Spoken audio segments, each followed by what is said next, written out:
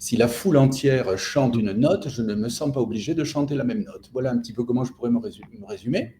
Et puis je me dis, mais quand même, qu'il faut se bourrer de graisse, il faut manger du sel, il faut...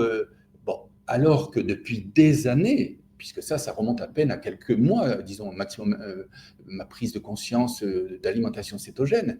Pendant des années, j'étais le premier à dire attention le cholestérol, ça provoque des maladies cardiovasculaires, et de prescrire à tour de bras des produits hypolipémiants, des statines et tout ça. Enfin bref, j'étais dans le moule, le parfait petit médecin bien formé à la faculté, avec les laboratoires qui me tapaient gentiment dans le dos en disant vas-y mon petit gars, continue, c'est très bien. Et je me suis donc rendu compte de quelque chose qui est tellement distordant, tellement différencié de ce que j'ai toujours pratiqué et entendu, y compris de mes maîtres, qu'il fallait creuser. Et là, je dois dire, je suis tombé sur votre site, j'en ai vu d'autres, hein, où je vous avoue que j'ai trouvé que ça ne m'inspirait pas confiance.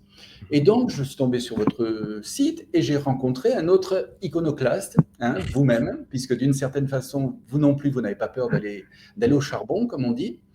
Et ça m'a bien plu. Je me suis dit, un gars qui est honnête avec lui-même au point de s'engager à ce point ne peut qu'apporter quelque chose de bien. Donc, j'ai commencé à creuser. Et quand j'ai vu un peu vos études, quand j'ai vu un peu les conclusions, moi-même, j'ai fait des recherches.